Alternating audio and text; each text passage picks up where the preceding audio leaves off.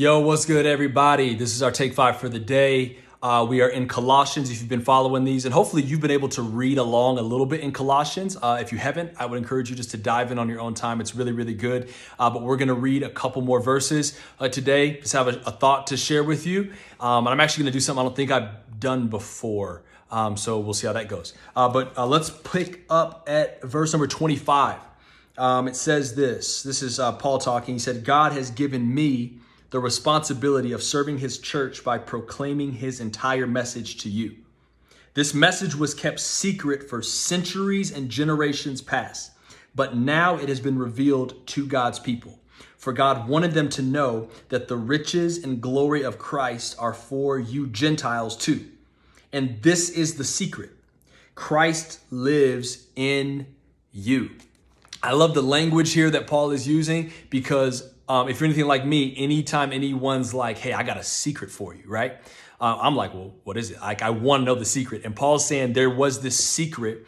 It was a mystery for centuries, for generations past. And he's like, but now this secret has been revealed. And if I'm the listener or the reader, I'm like, what's the secret? Like, I'm leaning in and I'm like, tell me what this secret is that's so important that it's been hidden for hundreds and hundreds and hundreds of years. And Paul reels you in, right? He reels you in and he's like, this is the secret. Come here. Shh, listen. This is the secret. Christ lives in you.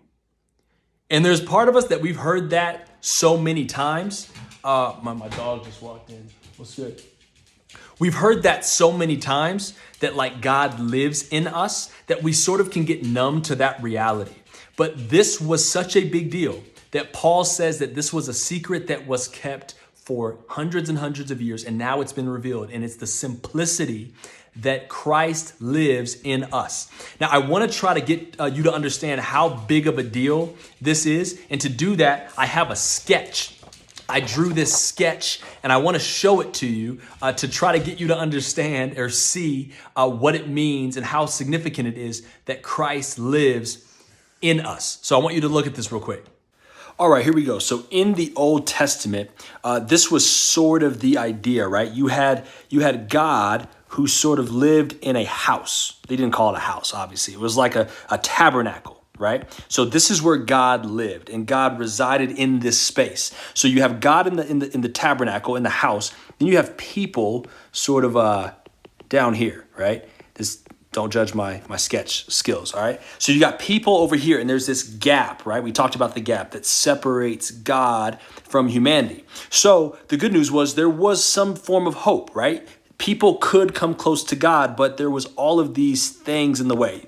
These are hurdles, right? So there was all these hurdles in the way. These were protocols. These were rules. These were all the religious duties that people, if they did them right and fulfilled all of those obstacles and hurdles, they could move closer and temporarily be in the house of God, in the presence of God, right? So this was sort of a picture of the Old Testament and how things took place. But the beauty of what happens on the cross, right, is Jesus shows up and Jesus fulfills everything perfectly.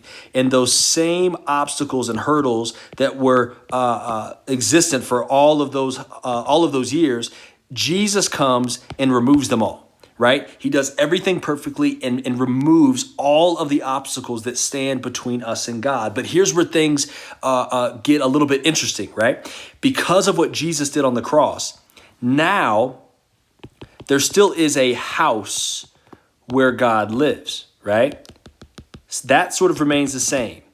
There is this tabernacle for God, but no longer is it a building. No longer is it a physical space, but instead, you and I have become the tabernacle. And now we have God that seeks to move into the house that is you and I. I want you to just see the beauty of this shift that has taken place. Over here, you have people looking to fulfill all of these obstacles in order to get into the house of God. Jesus takes care of all those obstacles, and now you have God seeking to enter the house of human beings. This is the secret that has been kept for so many years that Paul reveals is that Christ, that God lives on the inside of you. I don't know about you, man, but that kind of stuff just blows my mind. Like, I geek out on stuff like this, but I want you to think about the significance of this, okay? It sounds simple, right? God lives in me. But when you really take a step back and think about it, the same God that we read about earlier in chapter 1, this invisible God that's existed from the beginning, that created everything in the entire universe, that God lives on the inside of me and on the inside of you. I never want that truth, that reality that Paul calls the secret that's been kept for generations and centuries. I never want that secret to become old news or something that we just sort of check a box and say, I got that, right? And move on. I want you to sit with that reality today, that you have become the house of God, that you have become the place where God lives, and that the God that created everything dwells on the inside of you. I want you to meditate on that, to think on that, and hopefully through that, God will begin to reveal himself to you in a brand new way. So Jesus, thank you for telling us the secret that you live on the inside of us. Amen. Amen. I love y'all. Don't judge my artwork, okay? I'm doing the best I can. We'll see you on here next time. Love you.